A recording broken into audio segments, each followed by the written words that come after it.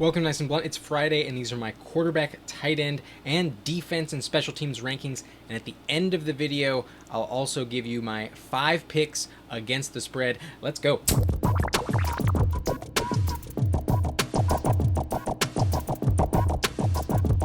All right, so let's kick it off at quarterback. At number 1, I've got Kyler Murray at Jacksonville. Feels like a no-brainer, pretty much a guarantee for like 30 points, basically. But you're already starting him. At number 2, I'm very confident in Lamar Jackson this week. Probably my favorite option in DFS at Detroit. They're not going to be able to stop him, and the rushing stats give him elite upside. Number 3, I got Matthew Stafford versus Tampa Bay in what I think will be a huge shootout, and I picked the Rams to win, so that's why I've got Stafford as my quarterback 3 in week 3. At number 4, I have Russell Wilson at Minnesota, and Minnesota's defense has been very porous this year, and I think the Seahawks will easily put up 30 points trying to avenge that embarrassing loss last week, losing after being up 16 in the fourth quarter. So I think this will be a big bounce back week for the Seahawks, and I love Russell Wilson. Him and Tyler Lockett have an amazing connection, so that's why I have him at number 4. At number 5, I've got Patrick Mahomes at home against the Chargers,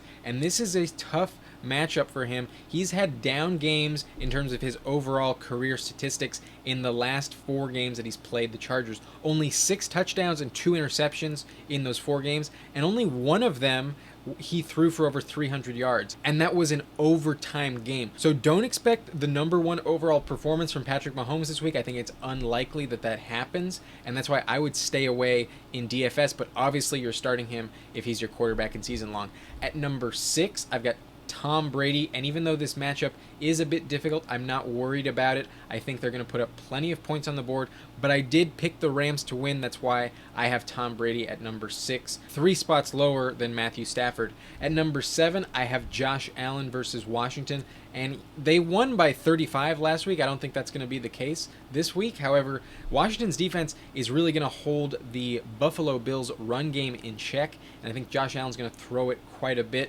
He's definitely a top 10 option, but he's had a few down games for fantasy so far this year, and that's why I'm just a little bit concerned about Allen. I don't think this is the best game for him to get going again. Washington's defense was kind of embarrassed last week, and they have a long week to prepare, so that's why I only have Allen at number 7. At number 8, I've got Jalen Hurts, who's averaging 8 yards per carry before contact, so that's an incredible stat. And he offers a really high floor with elite upside every single week. A clear top 10 fantasy quarterback on the road at Dallas in prime time. So I really like that as well. I've got him at number 8. And in the same game, I have Dak Prescott. And the volume really carries Dak through the air. The yards are always pretty high. But he was a letdown last week, and this defense offers the potential to shut him down again. However, I don't think that the time of possession is going to be the same and as low as it was against the Chargers. So in their home debut, I like Dak Prescott to remain inside the top 10, and I do think they will win the game. At number 10, I've got Aaron Rodgers at San Francisco, and he was shut down in week 1 against New Orleans, and there's a chance that this happens again. However, the secondary isn't as scary, and that's why I still have him inside the top 10. But I don't expect the lights out performance that he put up on Monday night. It's definitely going to be somewhere in the middle of those two, but I still like him as a starting quarterback in week 3. At number 11, I've got Justin Herbert at Kansas City, and I'm worried that they're going to try and run the ball just so much in this game that his upside is limited, and he's been a letdown as well. The first 2 games he's thrown 3 interceptions, and that better change moving forward. Otherwise, the Chargers are not going to compete for the playoffs. So I do think he's going to get it on track, but I don't really love his upside that much. I don't expect this game to be a shootout, even though it's not a bad matchup at all. I still trust him as a top 12 option. And at number 12, this is basically the prove-it game for me and Derek Carr. I really like his upside. He's the number 1 quarterback in terms of passing yards through 2 games. And this will be the 3rd difficult defense that he'll be facing to start the year. So if he can really get it going against Miami and put up another top 10 performance in fantasy, then Derek Carr is going to be a fixture inside the top 10. But I'm just a little concerned that Miami was so embarrassed last week, losing by 35, that this is going to be a more difficult game than the first 2. But I'm ready to believe in Derek Carr, and that's why I have him at number 12, a starting option. And my favorite streamer in week 3. At number 13, I've got Daniel Jones, who is also just relying on the matchup for this ranking, going up against Atlanta at home, and Atlanta hasn't been able to stop Philly or Tampa Bay. And while Daniel Jones isn't as good as Tom Brady, I do think that he offers so much rushing upside and the chance to connect on those deep passes in this game that I like him inside the top 15. An excellent streaming option. At number 14, Teddy Bridgewater versus New York Jets. And last week I had him at 15 and he paid off. And this week he's got another great matchup. In his home debut, he's going to connect with Cortland Sutton and Noah Fant quite a bit in this game, I believe. And I think KJ Hamler may bust a long touchdown as well. So I like Teddy Bridgewater's upside as a good streaming option inside the top 15 at 14. And then Kirk Cousins is right behind him versus Seattle, and he's gotten into 2 shootouts against the Bengals and Arizona, and they almost came away with the win last week against Arizona. So the Vikings are going to fight hard, and Dalvin Cook is questionable with an ankle injury, so Kirk may have to throw it a bit more, especially in the red zone, and that's why I like his floor in what I expect to be a high-scoring game. I don't think either defense is going to be very successful in this game. And number 16, Justin Fields is an interesting play in 2 quarterback leagues because the rushing upside is there. However, in his rookie debut, I think he's probably going to throw at least 1 pick and maybe another turnover, maybe through the air, maybe it's a fumble, but I am not too excited about the upside of Justin Fields in this game. I think the Bears are definitely going to lose, and Myles Garrett is going to get some sacks on him. So I'm banking on the floor with Justin Fields. I don't really love the ceiling this week. At number 17, I have Joe Burrow, and it's kind of going to come down to whether or not TJ Watt plays. The Steelers are definitely going to get some sacks regardless of whether or not that happens, but if TJ Watt is inactive, then the Bengals are going to have a much easier time, and Joe Burrow will pay off this ranking. I do believe that the Bengals will win. At number 18, I have Carson Wentz, and the ankle injuries kind of worry me, but I do believe that the Colts are going to be very competitive in this game, and I think the Colts are going to establish a lead early. So I like Carson Wentz in 2 quarterback leagues, but I wouldn't count on him otherwise. And then a few other names that are kind of interesting to consider in 2 quarterback formats, but I'm not relying on at all. Jimmy Garoppolo versus Green Bay, a tough secondary. Trevor Lawrence, you're banking on the garbage time. I'm worried that he's sacked a lot in this game. And then Matt Ryan, I don't like this matchup either. Very low upside. Same goes for Ben Roethlisberger. He's not looking good, and Deontay Johnson is out, so not excited there. And Ryan Tannehill has been very underperforming. I am worried about it, but I think it is going to pick up starting next week. The matchups are going to start looking a lot better. But for this game, I would rather bench Ryan Tannehill. At number 24, Jameis Winston's probably going to throw some interceptions, and I'm worried about Taysom Hill stealing some red zone snaps, so I would rather avoid Jameis Winston. I think I just jumped on the bandwagon a little too early after week 1. But this is a really tough matchup, so I'm not excited about Jameis Winston this week. There will be some games where he offers great upside, though. And then lastly, Jacoby Brissett at quarterback 25 is the last person I would consider in a 2 quarterback format. And they're definitely going to come out swinging after a terrible performance last week. But let's talk about tight ends. So Travis Kelce is definitely the number 1. He's always going to be the number 1. But this could be a bad game. Allow me to explain. In his last 9 games against the Chargers, basically, he plays 2 every single year because they're in the same division. And 1 game is really good and the other game is really bad. But in the last 4 seasons, 3 of those 9 games, he's finished with only 1 reception and less than 10 yards. Obviously, no touchdowns. So the Chargers know how to restrict Travis Kelce, and it's bound to happen once a year. So it's a coin flip on whether or not Travis Kelce has a good game here. And while I still have him at number 1, you're obviously not going to bench Travis Kelce.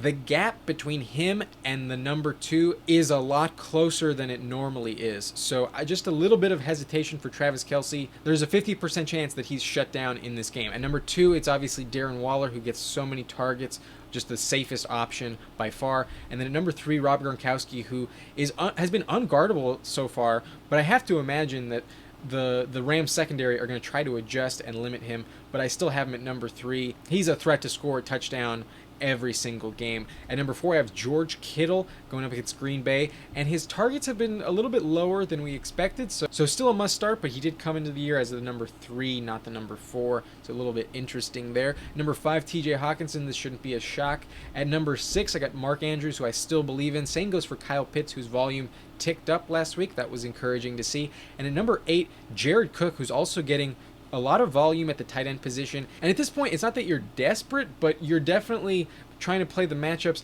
and there's a lot more risk at tight end involved. So Jared Cook had a touchdown nullified by penalty last week, and if not, his stat line would have looked pretty good. So Jared Cook has a good chance to score this week. He's been involved in the red zone quite a bit, and I like his target volume a lot, definitely inside the top 10. Logan Thomas, another good tight end with a chance to score. He didn't score last week, so it might happen this week. And I do think there's going to be some garbage time in this game, and Tre'Davious White is going to make things a bit tough for Terry McLaurin. So Logan Thomas will see some targets, and Noah Fant and Dallas Goedert are very good floor plays at the tight end position, but it's rare that they catch touchdowns, so not as much upside there. Most tight ends are very touchdown dependent. And then Tyler Higbee, I still believe in. However, last week was a bit concerning, only 1 reception for 9 yards. I think this week will be better, but I am a little concerned about it. I still have him at number 12, though. And at this point, every tight end has the risk of being shut down completely. Same, Robert Tonyan was basically shut down in week 1, but last week he scored a touchdown and blew up for over 50 yards, but only 3 targets, so some risk involved there.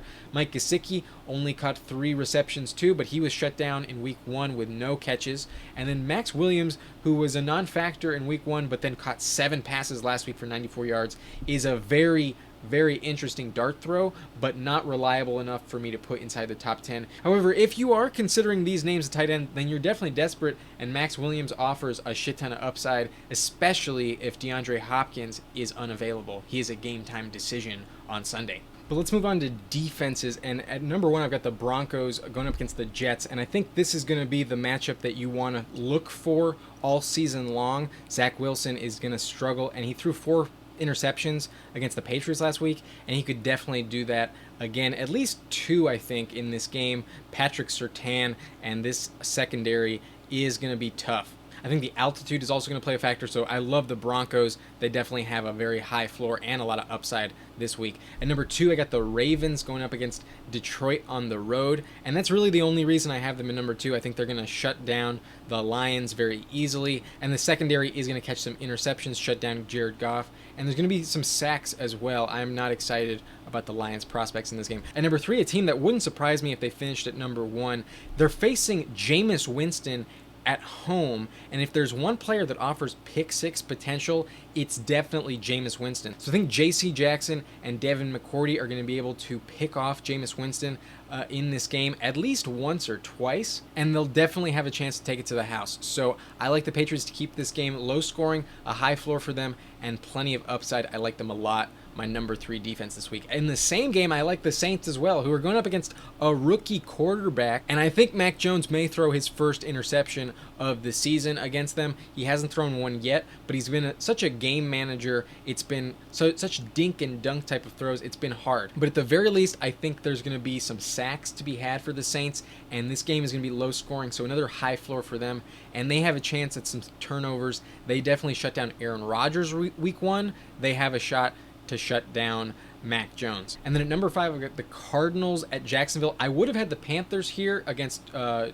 Houston on the road, but obviously they played last night. I mentioned them in my waiver wire pickups, so if you decided to stream them, then I'm sure you played them. However, I'm sure you're about to drop them moving forward. They're not a long-term stash by any means. Especially with J.C. Horn going down, that was not good to see. But I like the Cardinals to get a lot of pressure on Trevor Lawrence. The Jags' offensive line is not scary at all, so J.J. Watt and Chandler Jones are going to get some sacks in this one. However, the garbage time may limit the floor for this Cardinals defense, and that's why I'm just a little bit tentative to rank them any higher than this, even though the matchup is great. The Steelers at number 6, and I'm assuming that T.J. Watt doesn't play. If he does play, then I would probably put them higher. However, I think that the Bengals are still going to win this game. This is going to be a low-scoring division rivalry type of game, and Mike Tomlin always knows how to game plan well. So the Steelers are definitely in starting territory. The Browns I have at number 7, and they're going up against a rookie quarterback, and Myles Garrett and Jadeveon Clowney are probably going to get some sacks in this game. And the secondary is starting to get better. It hasn't fully clicked yet, but there is some talent in the secondary, so they have a chance at some picks as well. I like the Browns' upside if you can't get one of the names above. And then the Bears in the same game have some potential to shut down Baker Mayfield. Jarvis Landry isn't playing. It looks like Odell Beckham is going to play, but they haven't really always had the best connection, him and Baker, so not too worried about that. However, Nick Chubb is probably going to get going, so limited upside for the Bears as well. The Giants have a great matchup against Atlanta, but there might be some garbage time available for Matt Ryan, so not super high on them, but a decent matchup. And then the Bills also at Washington, an interesting play. I would consider them for sure. Otherwise, to round out my top 12, I have the Colts at Tennessee and the Dolphins at Las Vegas.